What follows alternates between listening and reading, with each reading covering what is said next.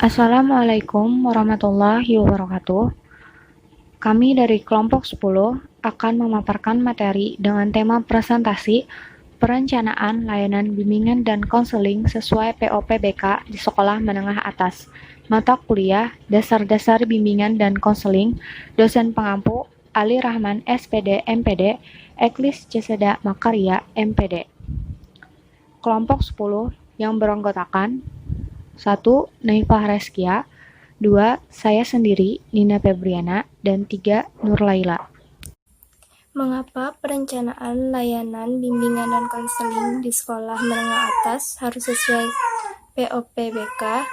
Pengertian Panduan Operasional Penyelenggaraan atau POPBK merupakan serangkaian tahapan-tahapan kegiatan yang dilakukan guru BK dalam melaksanakan bimbingan konseling agar terarah dan berjalan secara efektif dan diharapkan mampu mendorong guru BK untuk lebih maju dengan cara membaca, memahami, dan mempraktikkan seluruh isi panduan yang ada, sehingga berimbas kepada terlayaninya peserta didik secara profesional. Pada dasarnya, pelaksanaan suatu program yang telah ditetapkan oleh pemerintah harus berjalan dengan kondisi yang ada, baik itu lapangan maupun di luar lapangan. 2. Tujuan dan faktor pendukung pelaksanaan POPBK. A. Tujuan Panduan Operasional Penyelenggaraan atau POPBK. Panduan ini bertujuan untuk memberi arah penyelenggaraan layanan bimbingan konseling di sekolah menengah atas, diantaranya yaitu 1. Memandu guru BK dalam memfasilitasi dan memperhatikan ragam kemampuan, kebutuhan, dan minat sesuai dengan karakteristik peserta didik. 2. Memfasilitasi guru BK dalam merencanakan, melaksanakan, mengevaluasi, dan tindak lanjut layanan BK. 3. Memberi acuan guru BK dalam mengembangkan program layanan BK secara utuh dan optimal. 4. Memfasilitasi guru BK dalam menyelenggarakan BK. 5. Memberi acuan bagi pemangku kepentingan penyelenggaraan BK pada satuan pendidikan. B. Faktor-faktor pendukung pelaksanaan layanan bimbingan dan konseling. Di dalam melaksanakan bimbingan dan konseling di sekolah atau madrasah agar dapat berjalan seperti yang diharapkan, perlu didukung oleh adanya personil yang terlibat, yaitu pertama guru BK atau konselor, kedua kepala dinas pendidikan, ketiga kepala sekolah, 4. Pengawas pendidikan, 5. Lembaga pendidikan, 6. Komite sekolah. 3. Membangun profesionalisme guru BK melalui POPBK. Membangun profesionalisme berarti guru BK dituntut mampu menjalankan pekerjaan sesuai bidangnya seperti yang dipersyaratkan dalam Permendiknas nomor 27 tahun 2008 bahwa guru BK atau konselor harus menguasai kompetensi profesional antara lain 1. Menguasai konsep dan praksis asesmen untuk memahami kondisi, kebutuhan, dan masalah konseling. Kedua, menguasai kerangka teoritik dan praksis bimbingan dan konseling. Ketiga, merancang program bimbingan dan konseling. Keempat, mengimplementasikan program bimbingan dan konseling yang komprehensif. Kelima, menilai proses dan hasil kegiatan bimbingan dan konseling. Keenam, memiliki kesadaran dan komitmen terhadap etika profesional. Ketujuh, menguasai konsep dan praksis penelitian dalam bimbingan dan konseling. Setelah adanya POPBK, maka setiap kegiatan bimbingan dan konseling di sekolah harus sesuai panduan yang ada sekarang, tidak seperti sebelumnya. Pada penyelenggaraan pendidikan di SMA, guru bimbingan dan konseling atau konselor berperan membantu tercapainya perkembangan pribadi, sosial, belajar, dan karir peserta didik atau konseling.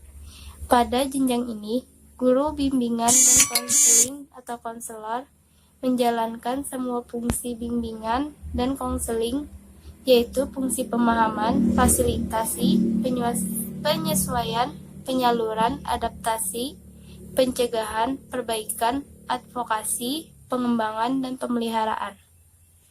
4. Pemahaman karakteristik peserta didik melalui POPBK. Karakteristik peserta didik konseli sekolah menengah atas atau SMA diartikan sebagai ciri-ciri yang melekat pada peserta didik atau konseli di SMA yang bersifat khas dan membedakannya dengan peserta didik atau konseli pada satuan pendidikan lainnya. Karakteristik peserta didik atau konseli sekolah menengah atas yang perlu dipahami meliputi aspek-aspek berikut. Pertama, aspek fisik.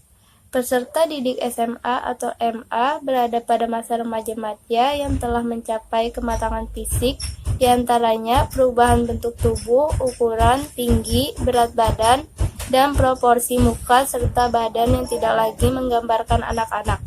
Kedua, aspek kognitif. Perkembangan pemikiran peserta didik mulai menunjukkan kemampuan berpikir logis yang lebih baik. Ketiga, aspek sosial. Pada aspek sosial, peserta didik mulai tumbuh kemampuan memahami orang lain. Keempat, aspek emosi. Peserta didik SMA atau MA merupakan kelompok usia remaja, digambarkan pada keadaan yang tidak menentu, tidak stabil, dan emosi yang meledak-ledak. 5. Aspek moral. Melalui pengalaman berinteraksi sosial dengan orang tua, guru, teman sebaya, atau orang dewasa lainnya, tingkat moralitas peserta didik SMA atau MA sudah lebih matang jika dibandingkan dengan usia anak atau remaja awal. 6. Aspek religius. Pada tahap usia ini, peserta didik sudah lebih matang dalam meyakini dan melakukan ibadah sesuai aturan agamanya. Febriana dengan NIM 2011123220022 akan menjelaskan bagaimana tahapan perencanaan pelayanan bimbingan dan konseling di sekolah menengah atas. Yang pertama, tahapan persiapan atau preparing dalam perencanaan program terdiri dari 1. Melakukan asesmen kebutuhan. Asesmen kebutuhan merupakan kegiatan yang bertujuan untuk menemukan kondisi nyata peserta didik yang akan dijadikan dasar dalam merencanakan program bimbingan dan konseling. Yang kedua, mendapatkan dukungan kepala dan komite sekolah. Program bimbingan dan konseling hendaknya memperoleh dukungan dari berbagai pihak, yaitu dari kepala sekolah, wakil kepala sekolah, dan komite sekolah. Yang ketiga, menetapkan dasar perencanaan program. Perencanaan program bimbingan dan konseling didasarkan pada landasan filosofis dan teoritis. Selain dari landasan filosofis dan teoritis, bimbingan konseling juga harus didasarkan pada asesmen kebutuhan peserta didik atau konseling. Menurut Brown and Trusty, menambahkan beberapa pertimbangan dalam program BK, antara lain 1. Ketersediaan dukungan administratif. Karena program BK nantinya juga melibatkan unsur-unsur administratif sekolah. Kedua, pemilihan dan penetapan pemimpin yang mengarahkan langkah dan mengawal proses perencanaan dan desain. Yang ketiga, ketersediaan sumber daya yang mendukung, termasuk secara finansial, manusia atau SDM, dan fisik atau sarana dan prasarana. Keempat, pertimbangan kondisi dan masalah yang ada dalam program atau layanan BK yang dilaksanakan sebelumnya. Kelima, penyusunan jadwal yang jelas untuk optimalisasi pelaksanaan layanan BK. Yang keenam, pengukuran atau pertimbangan dampak positif dan negatif yang potensial muncul nantinya. Ketujuh, kebutuhan konsultan dari luar sekolah jika diperlukan untuk menyusun rancangan program yang lebih maksimal. B. Tahap perancangan atau designing dalam perencanaan program. Yang pertama, penyusunan program tahunan bimbingan dan konseling terdiri dari 12 unsur, yaitu 1.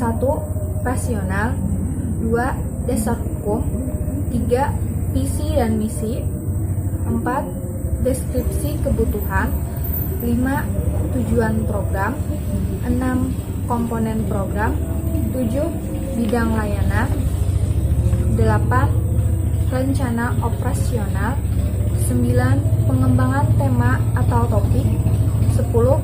Evaluasi, pelaporan dan tindak lanjut. 11.